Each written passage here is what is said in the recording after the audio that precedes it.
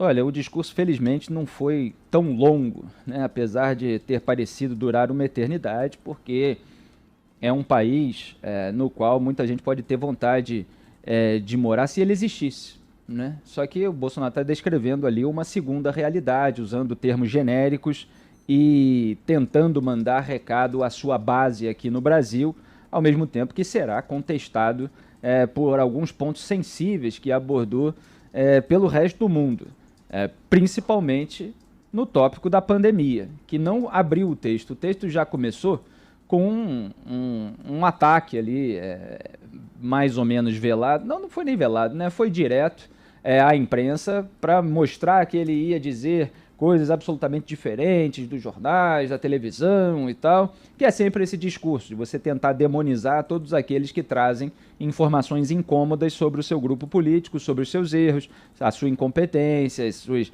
irregularidades, eventualmente ilicitudes. Então, ele tenta dividir ali a sociedade para se tornar a fonte da verdade oficial. Essa sempre foi a estratégia do bolsonarismo no Brasil, do trumpismo nos Estados Unidos, principalmente sob o auxílio do Steve Bannon, que hoje aconselha, como membro lá da direita alternativa americana, os bolsonaristas aqui no Brasil.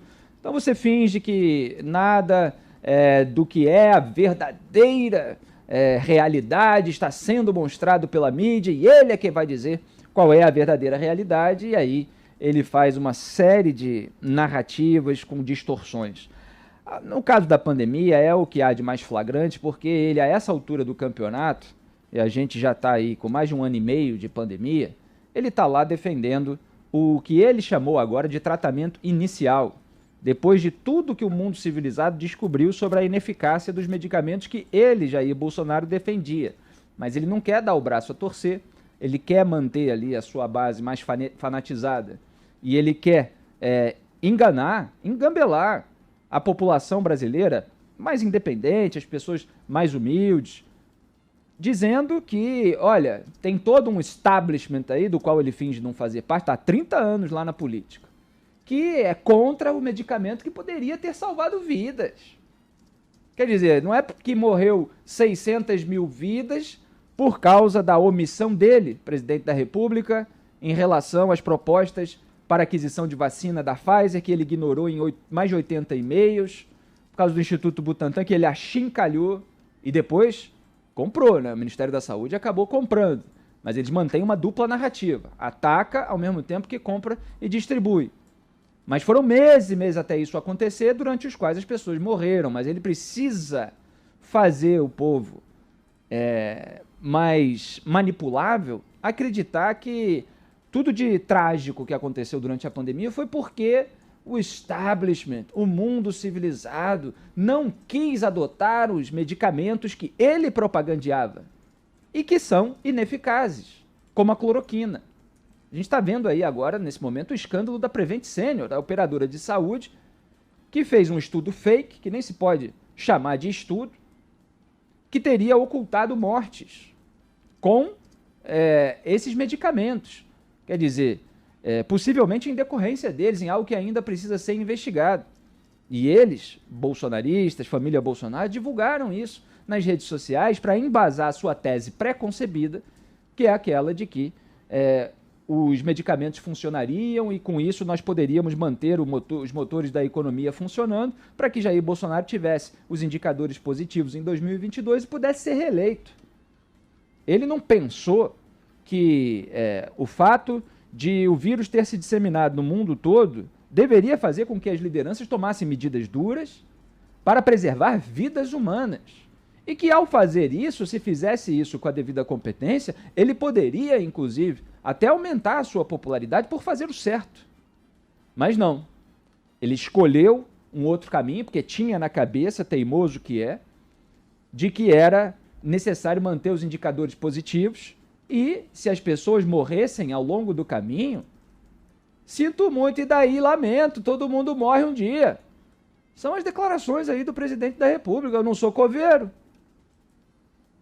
Então, ele está lá na Assembleia Geral da ONU, diante das maiores lideranças do mundo, que estão enfrentando a pandemia nos seus respectivos países, e dizendo lá, eu, por exemplo, eu fiz o tratamento inicial. Tipo, eu estou aqui e fiz o tratamento inicial. Sim, bebeu água, bebeu suco, comeu pizza, né? Como gosta de mostrar para fingir que é do povão. Tá lá na mamata há 30 anos. E tá lá, como um monte de outras pessoas. Quer dizer, não tem uma relação de causalidade. A cloroquina com a cura da doença. Isso que está aí mais do que demonstrado no mundo inteiro. Aí fala, não, respeitamos a relação médico-paciente. Não entendemos. Não entendemos por que países e imprensa se colocaram contra o tratamento inicial. Vocês reparem que essas expressões elas foram mudando ao longo do tempo. Primeiro era cloroquina, porque funcionava e tal, de acordo com a família Bolsonaro. Aí depois a cloroquina foi ficando desgastada no debate público em razão justamente de todos os estudos cada vez mais robustos. E aí se passou para uma expressão mais genérica, que era o tratamento precoce, sem o qual as pessoas morreriam, etc. E agora se fala no tratamento inicial, tipo, poderia ter feito uma coisinha ali no começo, que teria ajudado. Então não quer dizer que não precisava fazer outras coisas depois.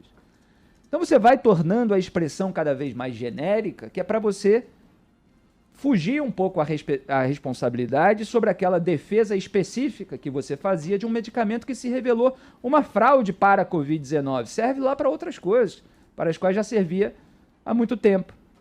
E Jair Bolsonaro, repito, ele na Assembleia Geral da ONU falou, não entendemos, fazendo-se de sonso, deliberadamente, por que países e imprensa se colocaram contra o tratamento inicial, que é uma distorção, né?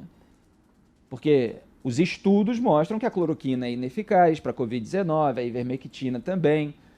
Você tem aí o caso do experimento feito em Manaus, do qual resultaram muitas mortes também, que está sendo apurado agora com outro medicamento que chegou a ser propalado também por esse governo. E aí ele fala, a história saberá responsabilizar a todos, em tom de ameaçinha, nesse tom de menino mimado no poder, querendo enfrentar o mundo, ai, como eu sou valente. É isso que Jair Bolsonaro tenta colocar lá na Assembleia Geral da ONU. E diz várias vezes que recuperamos a credibilidade do mundo, o Brasil agora é respeitado no exterior. É tudo mentira, é uma narrativa. O Brasil está sendo criticado no mundo todo.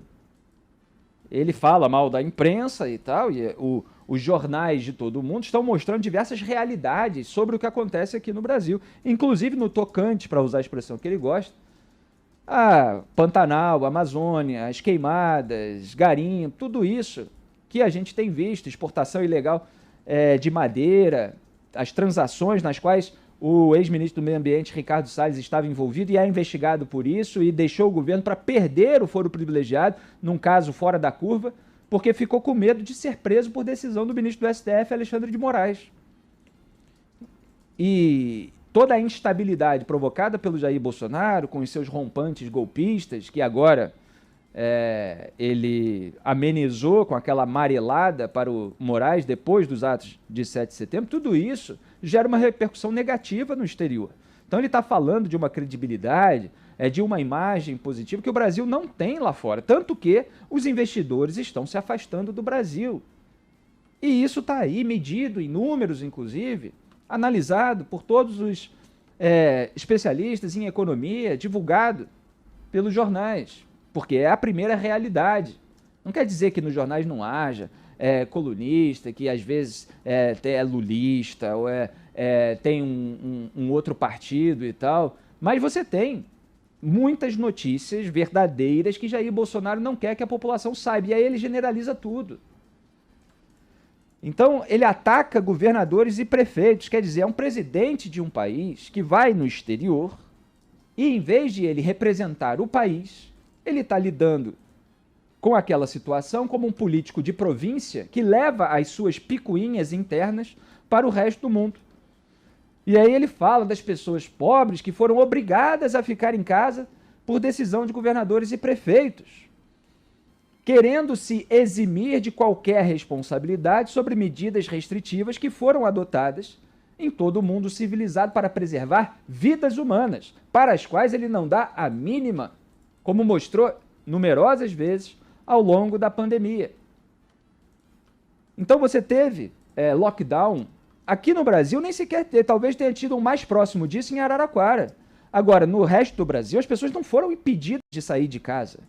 O lockdown severo feito em alguns países durava pelo menos 3 semanas, as pessoas eventualmente eram multadas se pisassem na rua, recebiam uma gratificação se dedurassem um vizinho que estava fazendo uma festa clandestina. No Brasil não teve nada disso, você teve restrições a determinados locais, a determinados estabelecimentos, as pessoas podiam andar livremente na rua, mas ele pinta um cenário para tentar fortalecer a narrativa dele, um cenário inexistente. E aí fala que deu o auxílio emergencial. Olha, o auxílio emergencial é com dinheiro dos pagadores de impostos do Brasil. E demorou muito a dar. E ainda tentou ficar com o crédito, porque o Congresso aumentou o valor inicial que ele tinha colocado de R$200 para R$500. Ele falou, opa, peraí, o Congresso aumentou muito, aí vão dizer que eu não queria dar e tal. Então bota ali 600, aí depois não tinha também mais dinheiro para prorrogar e teve que baixar. Tudo isso foi feito com muita pressão, pressão nossa, pressão da imprensa, que ele demoniza também.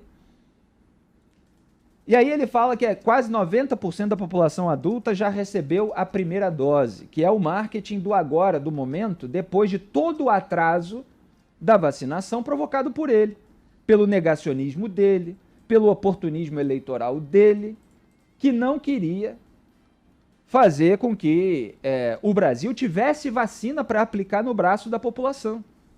Queria apostar na cloroquina, era ali mais barato, tinha fabricante aliado que faturou alto com essa propaganda, no sentido de que muita gente foi comprar esses medicamentos, mesmo com os riscos dos eventos adversos, mesmo com o risco de arritmia, e tem caso lá, no escândalo da Prevent Senior, de gente com problema cardíaco que recebeu o tal do kit Covid e morreu.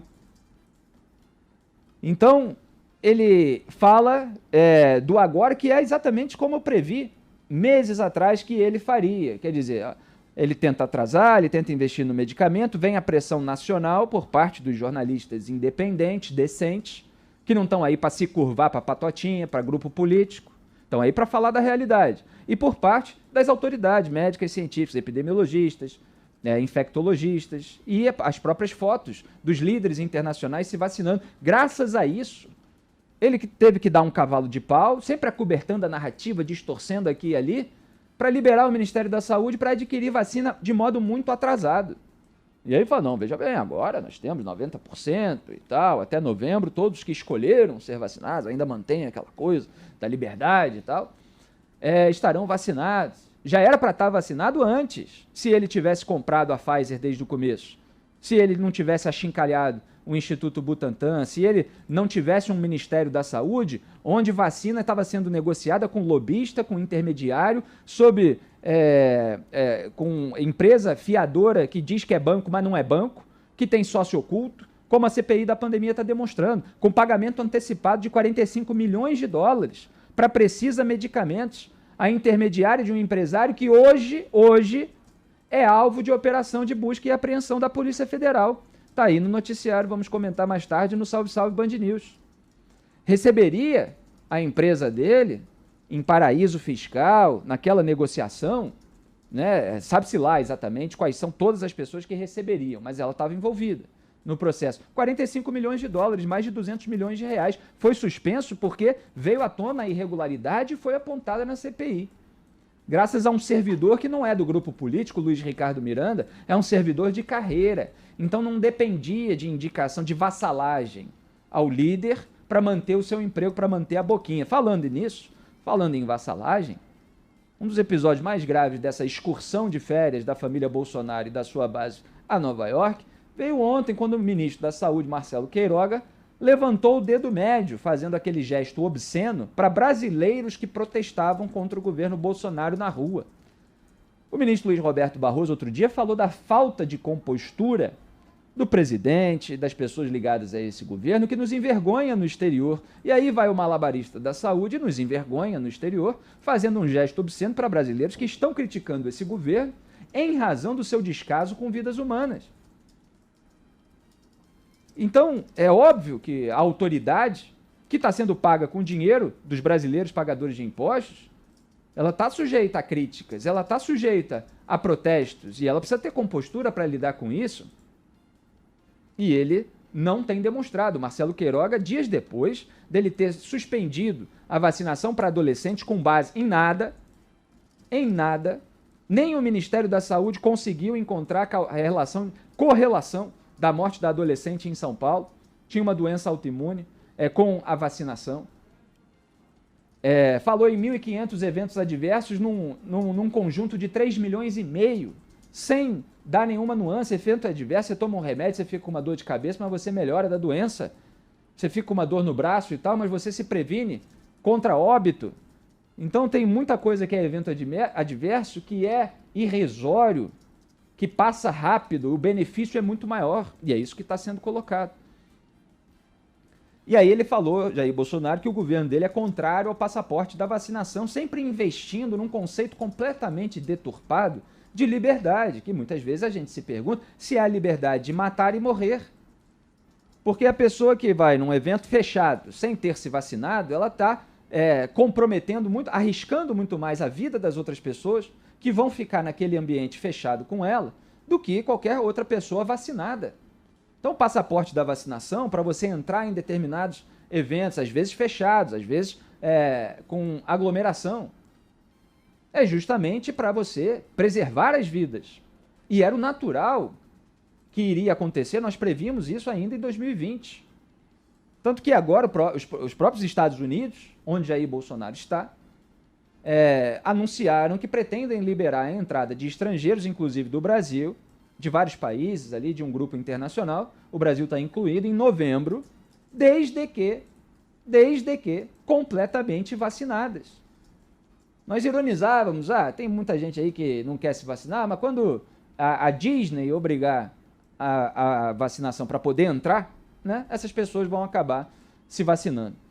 Então tem vários outros elementos aí para a gente analisar, eu vou fazer isso mais no Salve Salve Band News, a gente está aqui no calor do momento, para usar a expressão que o Bolsonaro usou na arregada para o Alexandre de Moraes.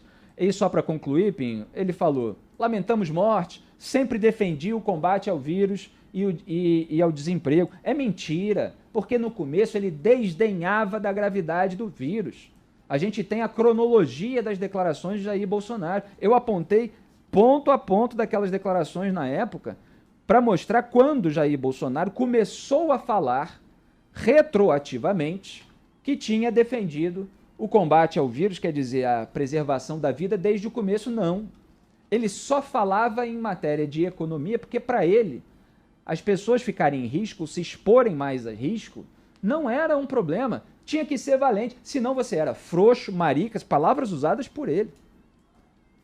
Senão, o Brasil ia parar, campanha lançada, e depois eles mentiram, a Secretaria de Comunicação do governo, na época sob o Fábio Weingarten, dizendo que não tinha lançado campanha, que tinha ido parar nas redes oficiais. O Brasil não pode parar um vídeo que foi produzido, depois foi alvo de investigação para saber com que dinheiro foi produzido, tentaram varrer para debaixo do tapete. O mundo inteiro tomando cuidados, líderes do mundo inteiro dando exemplo e eles fazendo tudo ao contrário. E hoje lá, num evento, você tem dezenas de líderes mundiais que foram vacinados, muitos dos quais com foto, com vídeo, etc. E do outro lado, Jair Bolsonaro, dizendo que não foi vacinado. E ontem à noite, no final da tarde, passou aquele vexame do lado do Boris Johnson, do Reino Unido, em que ele perguntou, o Boris Johnson falou que tomou a vacina da AstraZeneca, que é uma vacina muito boa, perguntou para o Jair Bolsonaro e falou, não, ainda não, e tal. E aí disse uma coisa que é um negócio que não faz nem sentido na situação em que ele está. Não, desde o começo da pandemia que eu estou no meio do povo, e as pessoas, as autoridades internacionais olham aquilo e falam, e do que você está falando? Tem uma pandemia, se você está no meio do povo sem tomar vacina, se você está aglomerando, você está colocando em risco a saúde do seu próprio povo. Ele estava querendo dizer o que estava mais imunizado porque está junto ali da galera. Então é uma falta de compostura, de senso, de como se comportar e dentro de um negacionismo que ainda impera lá dentro da cabecinha dele, que faz com que o Brasil passe todo esse vexame e ele, falando de uma realidade paralela, a segunda realidade, diga que o Brasil é um sucesso no exterior. Olha, venham investidores. Tem toda uma parte aí a respeito também de estatais que contém uma série de distorções, mas isso eu analiso mais tarde.